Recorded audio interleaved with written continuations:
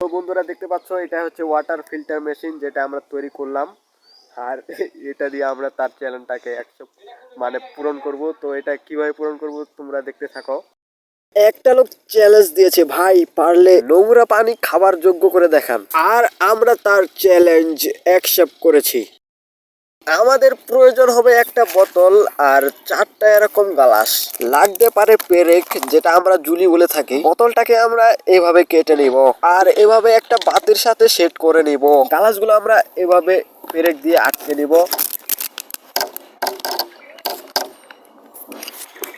আর একের পর এক এভাবে সাজিয়ে নিব।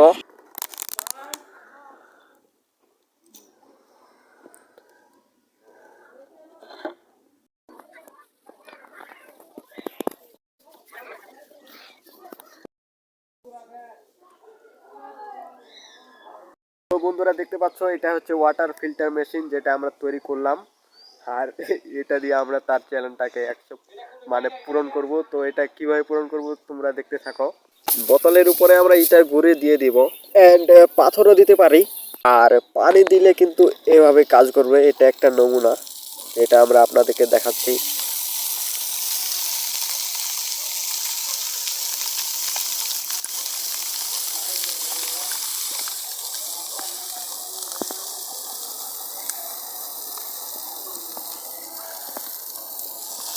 উপরে ইটের গুটি, নিচেরটাতে কয়লা, তারপরেরটা বালি, তারপরেরটা হয়ে যাবে পানি।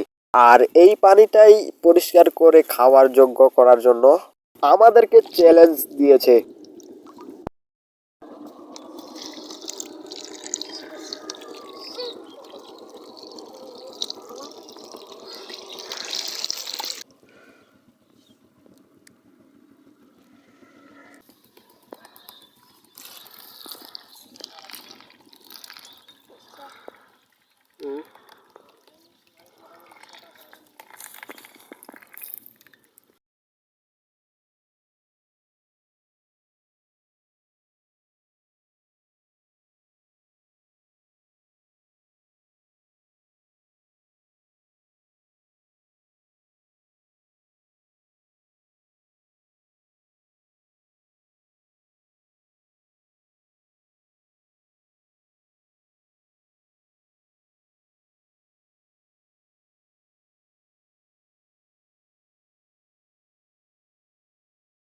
আর আমরা এত কষ্ট করে ফিল্টার করে এইটুকুই শুধু পরিষ্কার করতে পেরেছি, যেটা খাওয়া যেতে পারে না। আসলে এখানকার পানিটা অনেক নোংরা, যেটা ফিল্টার করতে আরো অনেক কিছু লাগে, যেটা আমরা ব্যবহার করি নাই। এটাকে খাওয়া যেতে পারে। এটাকে আগুনের উপরে রেখে বাষ্প করে যে পানিটা বের হবে সেটা খাওয়া যেতে পারে।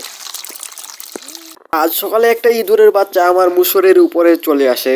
আমি বুঝতে পারি এটাকে ঠান্ডা লেগেছে, তার জন্য আমি এটা আমার কম্বলের নিচে নিয়ে যাই গরম হওয়ার জন্য।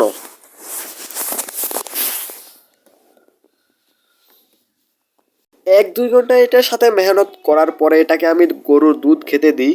প্রায় 2-3 ঘন্টা এভাবে হাতের উপর ধরে রাখার পর ইঁদুরটা আমাকে রিপ্লাই দেয়। ভাবলাম ইঁদুরটা ঠিক হয়ে যাবে, মনে মনে অনেক খুশি হয়েছিলাম। কিন্তু কয়েক ঘন্টার পরে ইঁদুরটা মারা যায়।